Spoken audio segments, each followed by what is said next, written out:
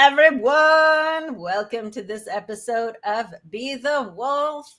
I am here with Michelle Hoffman. She is a relationship coach. We're going to talk about the idea that relationships matter. I mean, you all matter, just so you know, you matter. But your relationships matter too. And they are often a reflection of what's going on within you. And also a lot of times what's going on in your career. But we're going to talk about Michelle's story, how she became a relationship coach. And obviously, we're going to talk about relationships. So buckle up.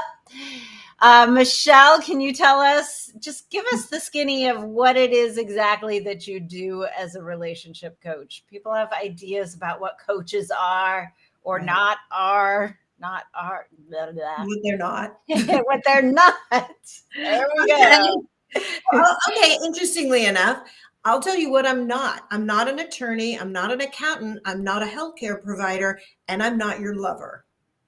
Aside from that, no topic is taboo with me being a relationship coach. I can't say that that's true with everyone.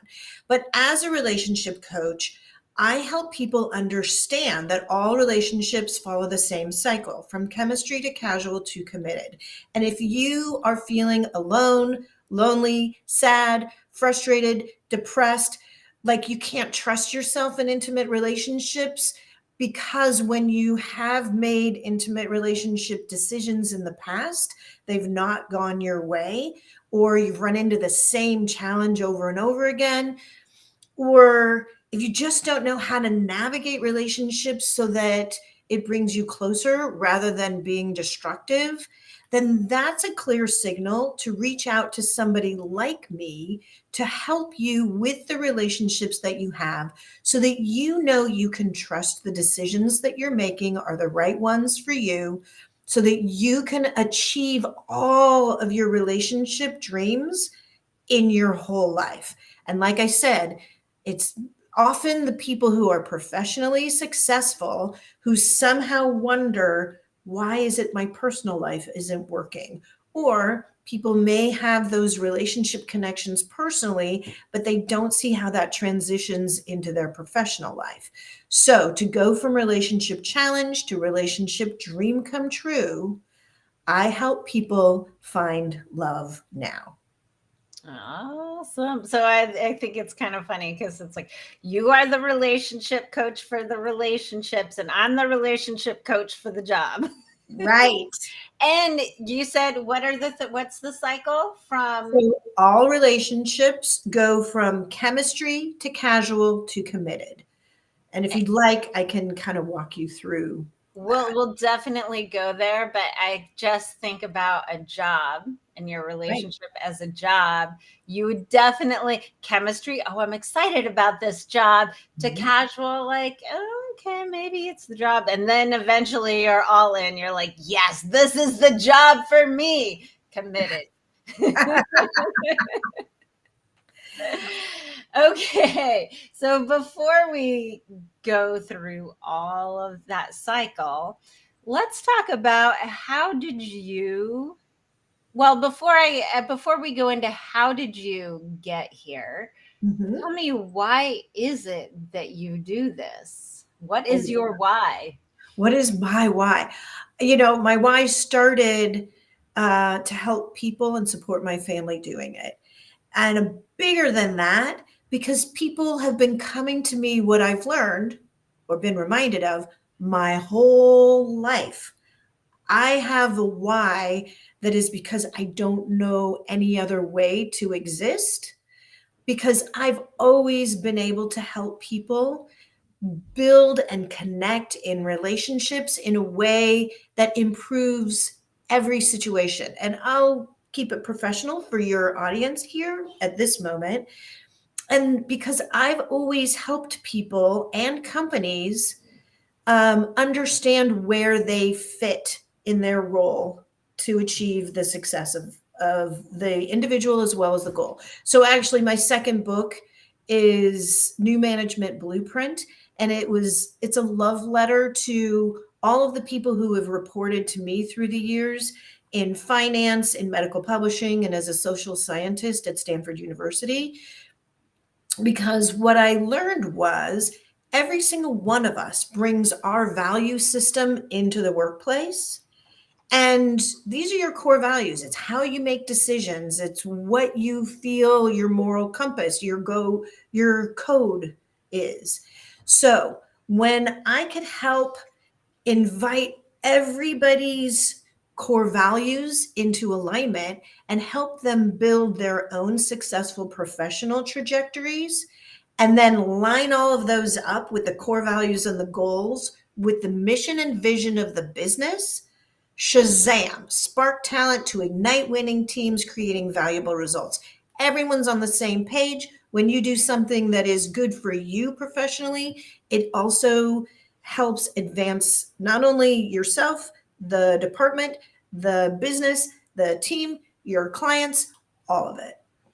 Right. I mean, it comes down to it. Relationships are the cornerstone of all of it. You can't sit. I mean, you can do a lot all by yourself, but you're going to exponentially be able to do more if you're working with a team or with people. Even, those of you who are parents out there, if you have a partner that's helping you, even if you're not together anymore, it's still easier to be able to do all of the things for the kids if you've got more than one person working on it together. So how, you said, and I know you told me about, like, you've been doing this since you were in fourth grade without even like realizing it. And, but, you had a disruption in your life that led you to this place. What were you doing before the disruption? Professionally, like I said, I was a portfolio manager in finance. I was an executive in a very successful medical publishing conglomerate. And I was a social scientist at Stanford University in the Department of Medicine. So that's what I was doing professionally. Plus, I had my own consulting company where I was helping businesses do just what I was saying. How do you align everyone's efforts together to achieve the mission and vision of the business? So that's what I was doing professionally.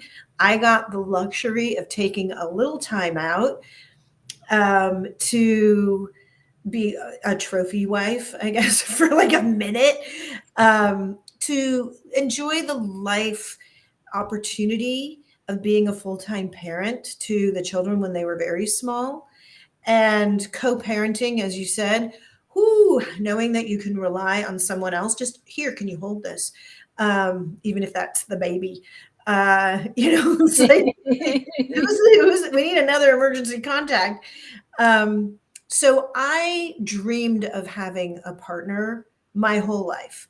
And this vision was so important to me that it's where I focused a lot of my energy. And it took longer than I thought to find the right person for me. And I say, you don't always know when it's wrong, but you always know when it's right. And when that happened, I met my husband. We were at the wrong dinner seating, at the wrong dinner table, at the wrong everything on a cruise. And by the end of that dinner, he said, I know you're the one for me. So whatever boxes he needed to check, he did. It took me a little bit longer. Later that night on the dance floor, he was brave enough to kiss me. And I did what every man dreams of when he kisses a woman. I laughed. Oh. Oh, God. Oh, man. And we all know about like men's fragile egos. Like, okay, now I'm waiting. So he was brazen enough to ask, what's so funny? And I just said, my whole world has changed. I was going down the track of my life this way, and now it's going toward you. And that's what every man dreams of when he kisses a woman. Come on. Right. So that was, people have asked me, do I believe in love at first sight? And I say, I do. It's easier when you have an idea of what you're looking for to find what you're looking for, right? It's like when you know what your keys look for, you know what you're looking for. So if you're looking for the needle in the haystack, having a general idea of what that is going to help you clear away the hay to find the needle. Right. So, Yeah. Do you know if it's a red needle, a blue needle, silver? Is and if you're really particular and picky, perfect, because it makes it easier to identify your person or professionally your correct job fit, right? yeah. Because they parallel, very, very similar. So with that, we were dating, we knew this was it. We got married, we had a family together, we built a life together, we built a home together, and it was small, but it was perfect until he died. Oh, well, And that left me head of household, sole parent, and you guessed it, single. yeah. I didn't know if I had the capacity to love again. And what I realized is that when I was dating initially, and as I observe and build relationships, I had put together a methodology that works every single time. So I implemented that for myself, for the kids. And when we, got back on our feet, people were like, wow, can you go help them? Can you go help them? And I'm like, I kind of need two jobs right now. I'm the sole provider. I'm the person who makes all of the decisions when you're busy taking care of everyone and everything. Who is taking care of you? Right. And so what happened was I started to help other people with this same process, and then they were successful. And so people started to come to me going, you need to write the guide you did not have. So that was my first book, Life Worth Living. And it became an international bestseller. So people were reaching out to me from all over the world. Can you help me through it? And that's how it became the Widow Guide. Well, yes, of course I'm going to help you through it, but I need these two jobs. Right. I need to rebuild what we've lost, and I've got a life and a family and a da da da da da, just like everybody feels. And then the response was, this is your job. We need you. And as I honed and helped people through that, you can imagine when you've experienced loss, what do you want more than anything? If you can't have the person you had before, you want to step into who you are becoming with confidence and love again. So whether you're on the heels of heartbreak due to divorce, due to loss, or you've never found your right person, these are the people who now come to me to say, hey, can you help me find the right fit so that I know what it feels like to be fully loved, like just every cell in your body? It feels like walking on air kind of love, the cotton candy, the just this law of attraction that brings you together when you know this is your connection that you've been seeking your whole existence. One of the things that I had to learn was you can have more than one soulmate. And Mm. so that was a big lesson. And so now I am deeply in love again. And I help Yay. other people, yay, I help other people find that goddess love, that you've won the jackpot with this partner type of love. And when you get that feeling, you know what it is. And that's what we're looking for. But if you've never known that totally true, unconditional love feeling, like people have come to me saying, I was walking down the aisle at my wedding knowing this is never going to last. I'm like, oh, ouch, to get into such an opportunity that can be blissfully happy so that on the day you die, you know you really lived kind of love. Right. And you're making that kind of error. Ooh, that's going to cost you time, love, life I mean, don't Yeah.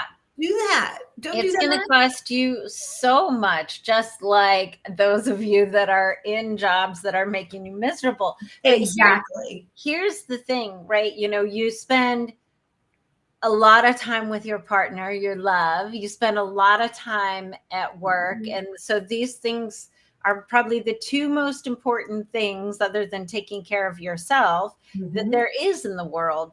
But when you said you were working two jobs to support the family. Well, I figured that's what I needed to do to support my family. Okay. And you, of course, people kept coming to you like, help me, help me, help me. Now, that place when you're kind of leaning towards that natural thing that you're really good at, that you want to do, and there's this stuff that comes up because we have these preconceived ideas about how we're supposed to do a career. I mean, you already did it. You had like 18 layers of all these different things that you were really good at, really powerful at, and you were doing before you met your partner.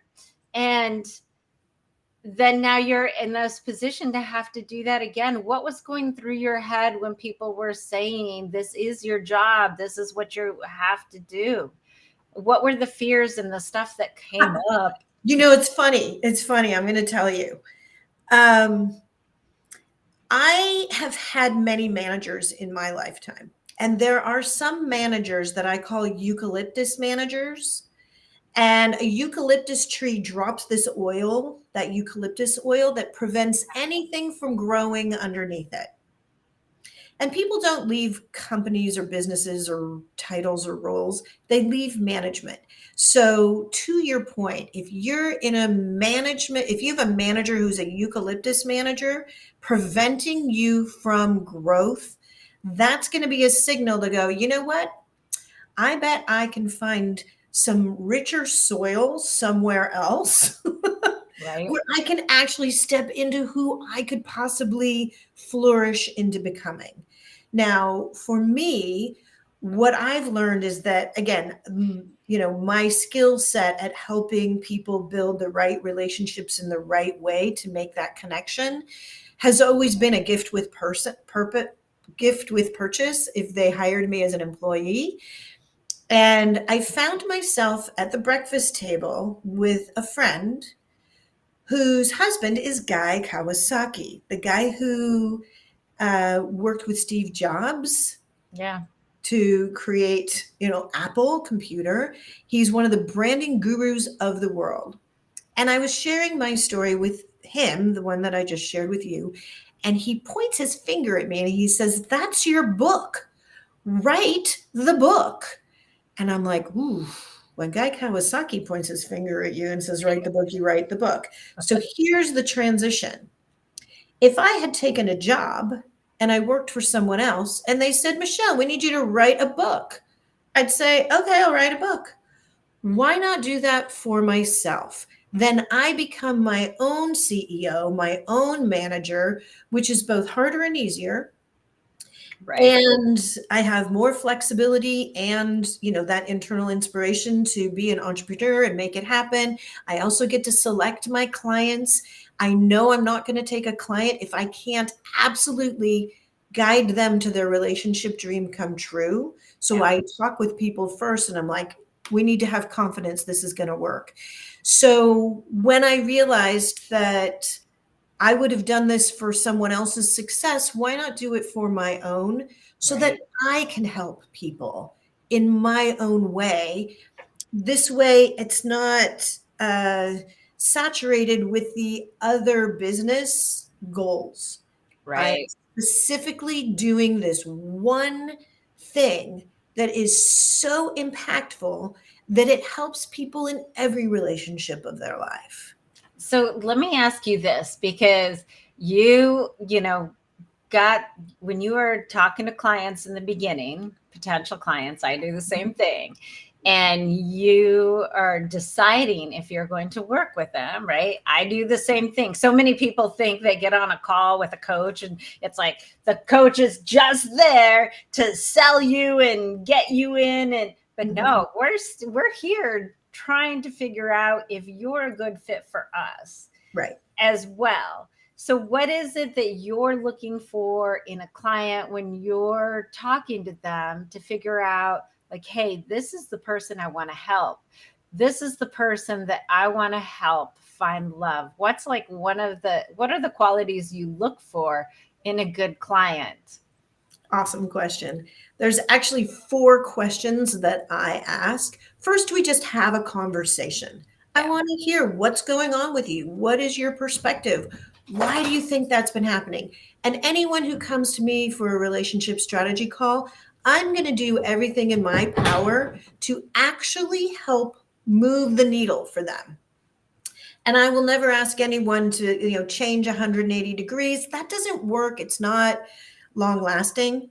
You can't hold up a facade of who you're not for any length of time. So are they being authentic with me? Can I get them to actually tell me what's going on?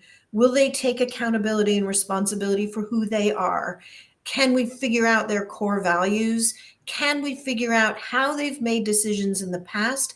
And what is that one click pivot that's going to shift everything in their perspective? So I'm listening and I will ask, do you want me to listen, guide, or help? So that I can offer coaching right then and there. There's no reason, I'm not holding anything back.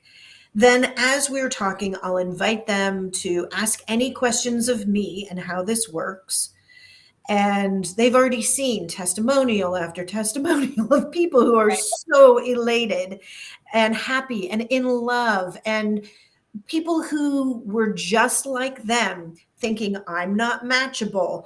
Every relationship I touch ends up in explosive disaster. I don't know how to trust myself. I'm so traumatized from previous relationships. I don't even want to try this again unless I know I can link arms with someone and know that I can be led on the straight and forward path that's going to achieve success instead of frustration and depression.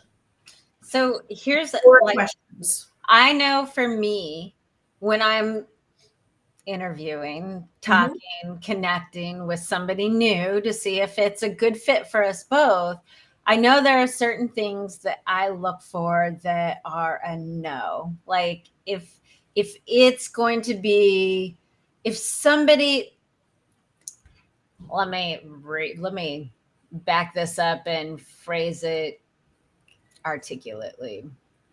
I think I can answer. How do you know Yeah. when somebody It's not is going through the motions Mhm. and not really there to get what they say that they want? Because I get that all the time. I hate my job. I hate my job. And I work with people, sure, if they want to get a new job, great, we can do that. We can find the right fit. We can do all of that. But most of the people I work with are in this place where they hate their job and they are not willing to really put themselves out there. They're not really willing to do the thing. So that's what we work on, feeling good now so that they can enjoy their job now. Right. And this is not what I want in a long-term relationship. I don't want to just feel good in this crappy relationship I have now.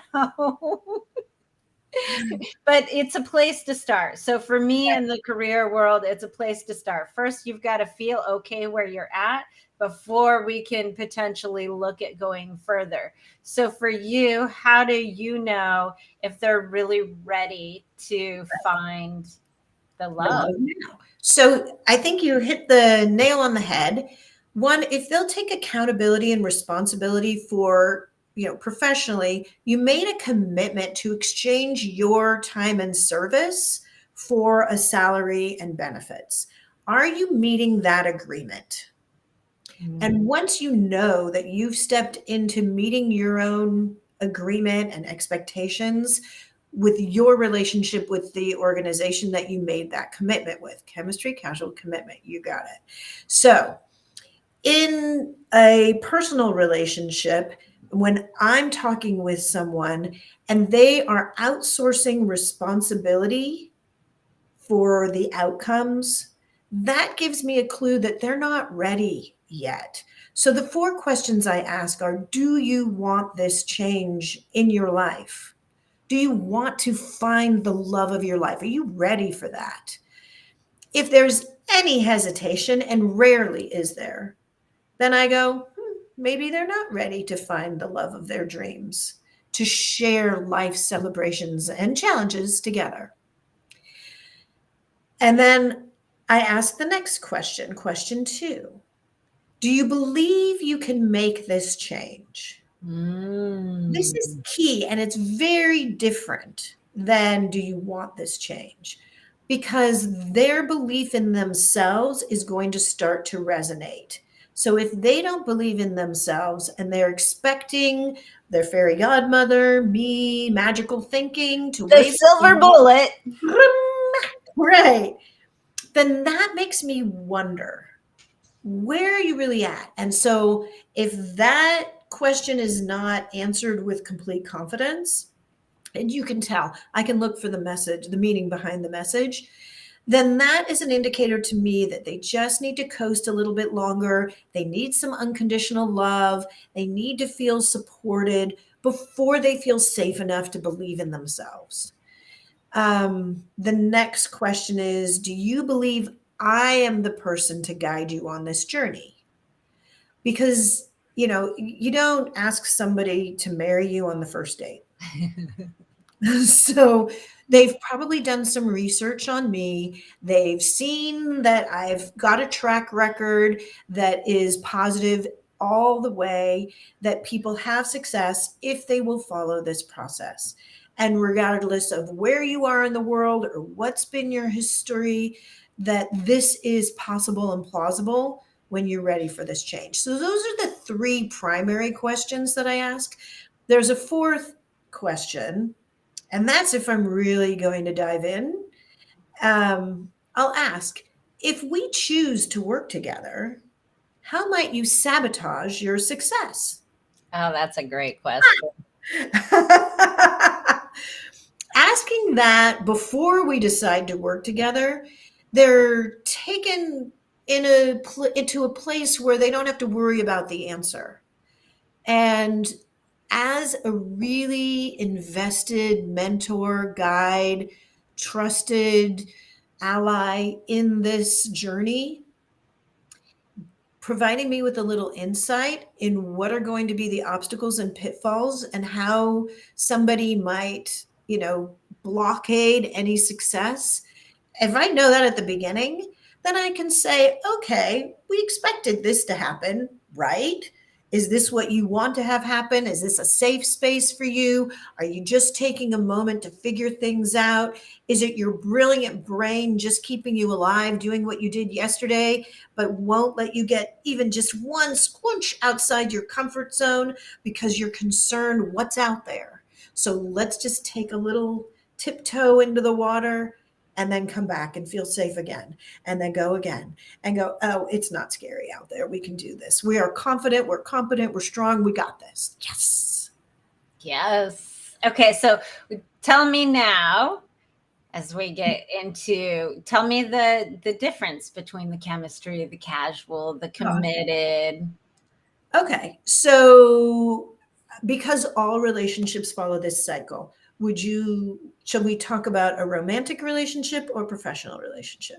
You're a relationship coach. Let's talk romance, because Okay. even the people that might be listening because they want to know about careers, they want to know about your career. So let's talk about, and everybody wants to know about the romance. Come on. Yeah, it's actually true with every relationship. So the 100%. relationship with your inner voice, yourself, your relationship with your physical self, your relationship with money, your relationship with your family, your kids, your parent-child relationship if you're the parent, your parent-child relationship if you're the child, your parent-child the relationship with your community, your career, your clients, all of it. But here we go. Let's say you have an idea of your core values, and you know where you're at on the lifeline of your relationship arc. This means where are you at in life, and what you want for the rest of your life, and who you're looking to invite in. You know your core value system, and the core values of someone you'd like to invite into your life. And then the next set of priorities is really what people do first. So it's faith, family, finance, fitness, physical, frequency, intellect, culture, all of those things. Those are like level 3 items, but we put them first and we just hope the rest falls into place. So let's say we have found someone at the intersection that is perfect for us. And we've connected in a way that we're going to meet in person. And this is where the chemistry starts, because you're like, I'm looking forward to seeing this person and meeting them and seeing if my vision of them is going to meet who they actually said they were, and that will be a fit for you.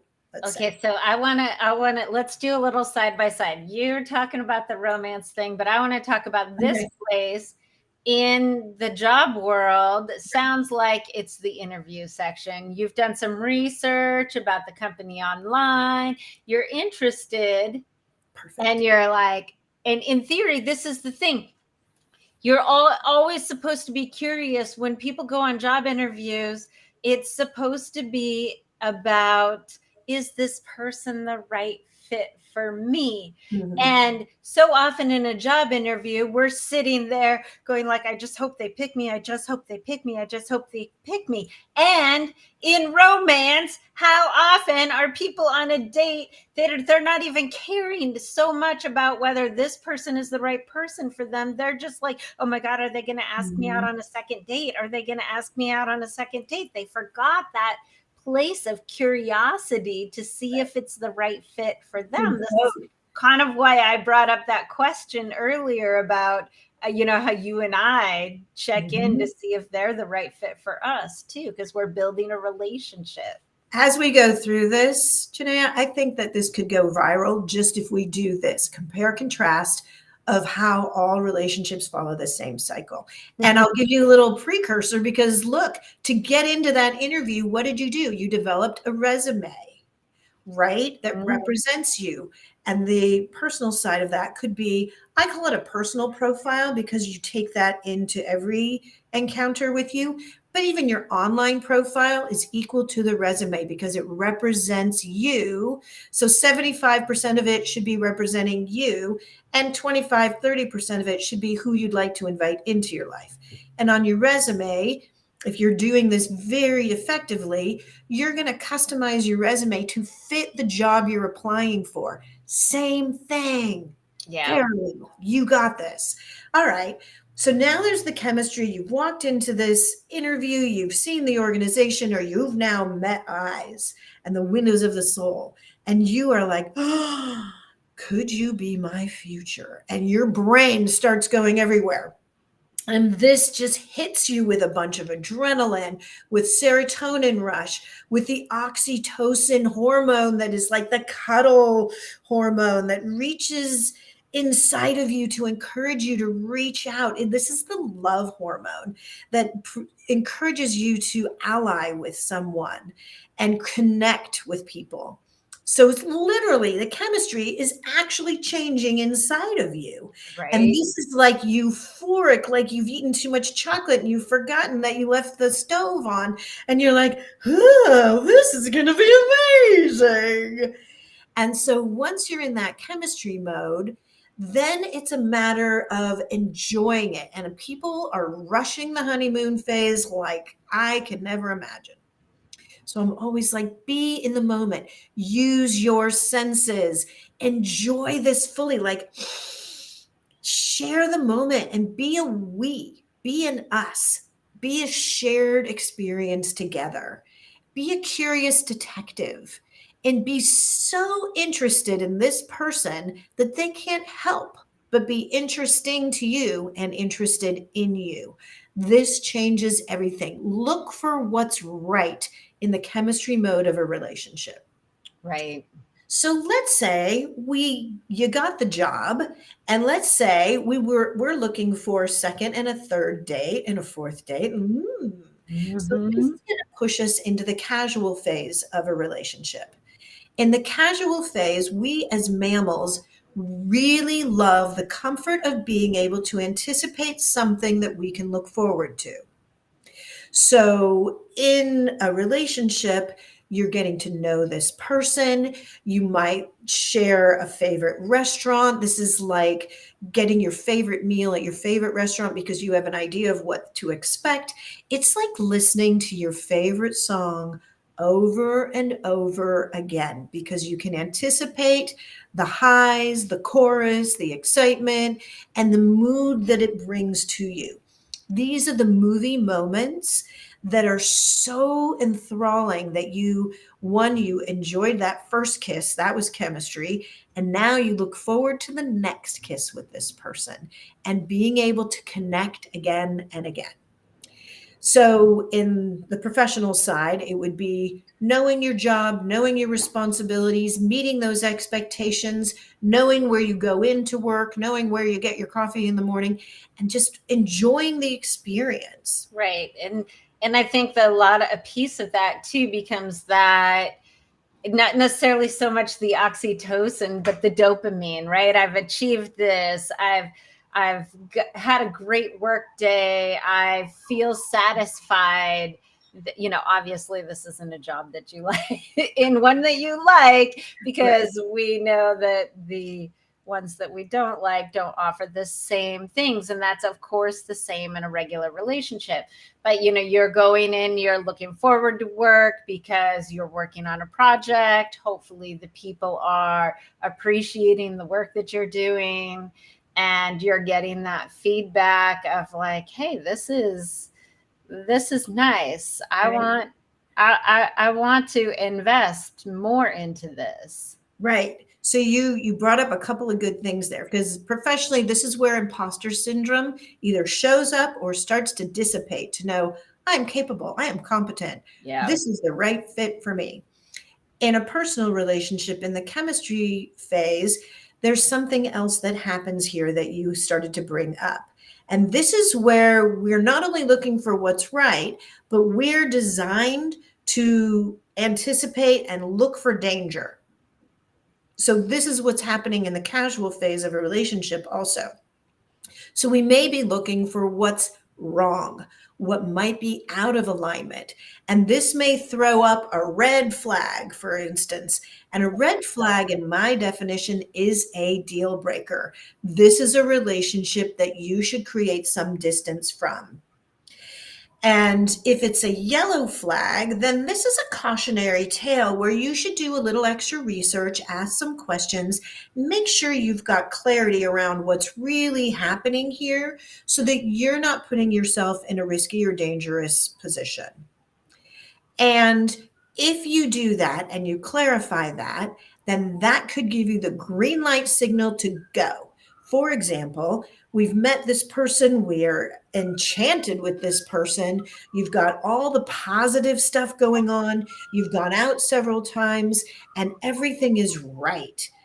That green light is going to be the agreement. It's like an instant handshake. It's an agreement that not only do we want to go out again, that would throw you into chemistry all over again. Or let's say this is working, and then you go, you know what? Let's actually be a couple and let's be girlfriend, boyfriend. That acknowledgement is that handshake. Your roles have changed. That throws you forward into the chemistry phase because then you're like, I got a boyfriend. I got and I'm his girlfriend. He makes me feel like a Got a goddess. promotion. I got a raise. I got a promotion and I feel good. Right. So now you're in the chemistry phase all over again.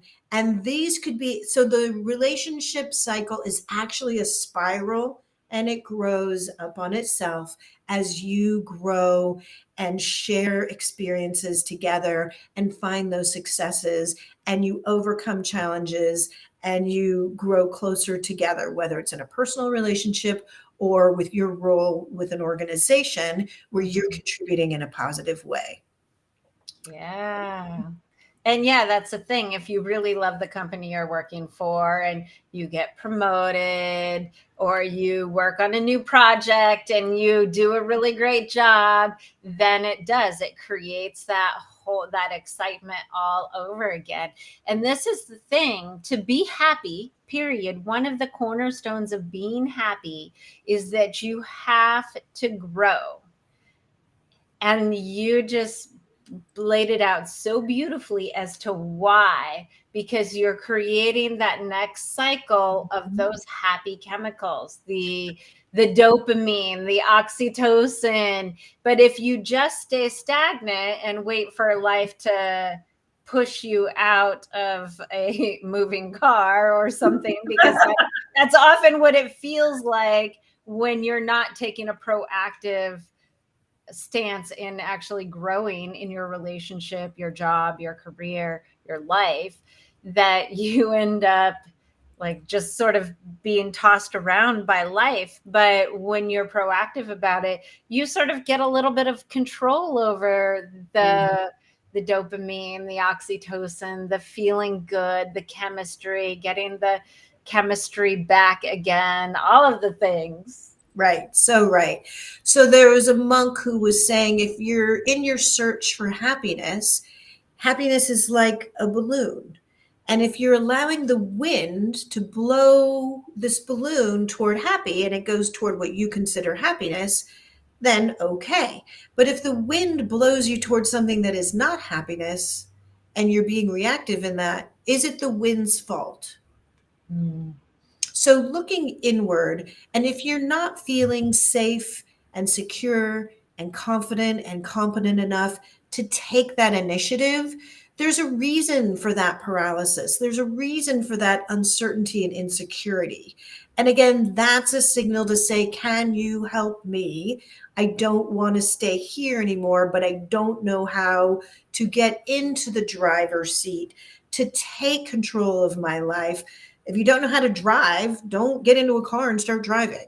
If you don't know how to build relationships, then you reach out to a driver's training instructor to Right. help you with that. If you're looking to find the right fit career or to up level your career, then somebody who's got that expertise to show you how to do that. We don't always have role models in our life. They're not always built in.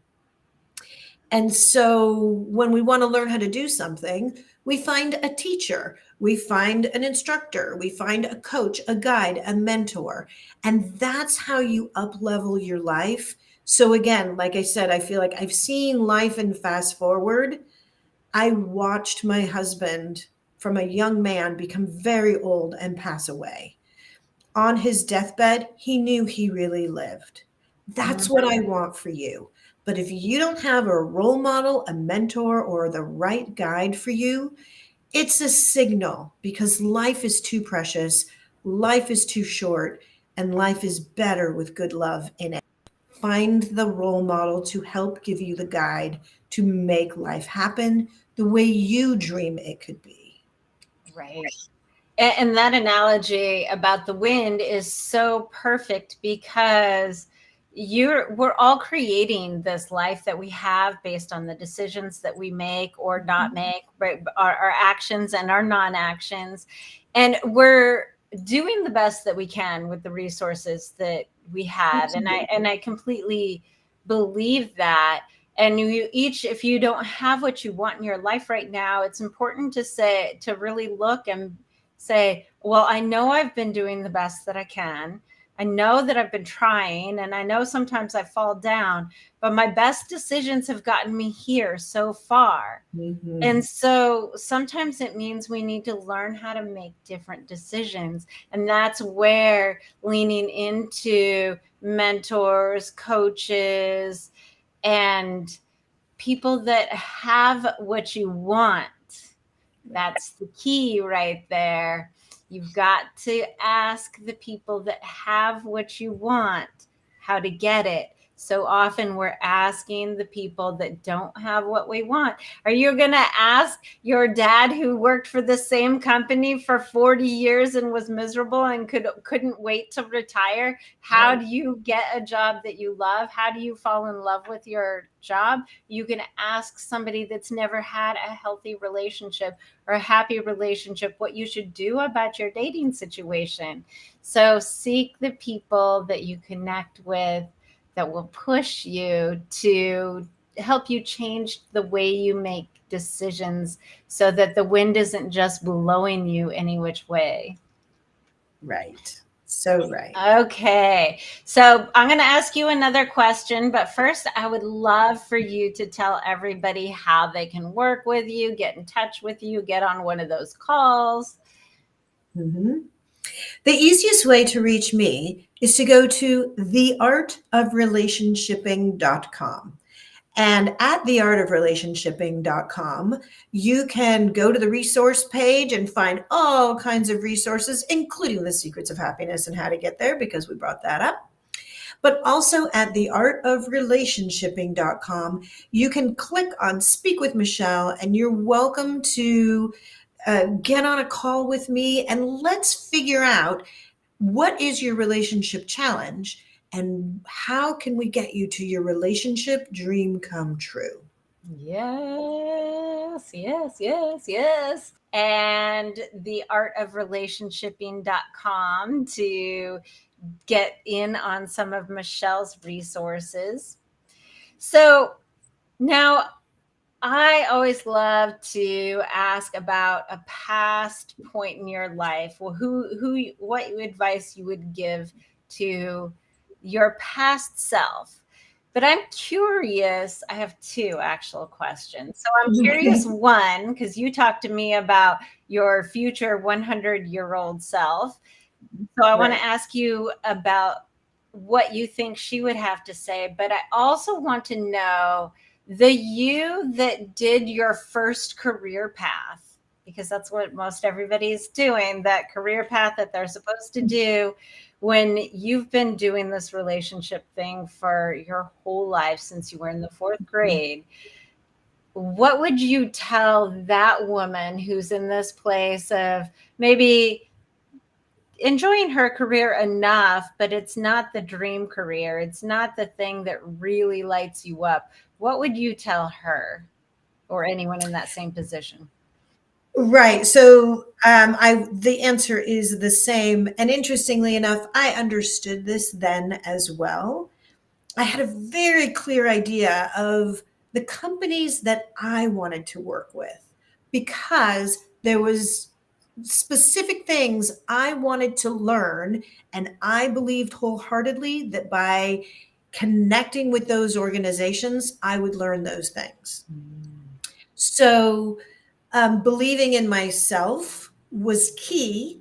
And I know just out of college, there was an organization that was begging me to work with them. And I said, okay, I'll work with you, but I'm going to get this job at this other company. And they're like, how do you know you're going to get that job? Well, I set an intention. I was going to do whatever it took to fulfill the requirements to get that job because there was something I needed to learn there. And my feeling has always been that you take an opportunity to contribute in a positive way, to meet the expectations of what the organization is looking for, but also so that you can elevate yourself. I think that's your word, and gain the skills to up level your own career and relationship professionally. And so I did take that first job. I helped them accomplish some incredible we created a whole new division for that company. And then lo and behold, I got the job I was looking for at this next opportunity. And they were like, no, we need you. It's like, thank you. I will be available to you as a consultant. I've created what you need. I'm not leaving you personally, but professionally, I had made myself very, very clear that this was the organization I needed to be working with so that I could be true to myself and walk my well lit path to achieve my own goals. So I would confirm that that was the right thing to do. So professionally, I could continue to up level my own career. And I guess, so to answer your question, it was to know that not only do I contribute, but I receive something in that professional relationship. And to connect and, just enjoy the network you can build there. So the networking with the people and the networking with the skills that you can acquire.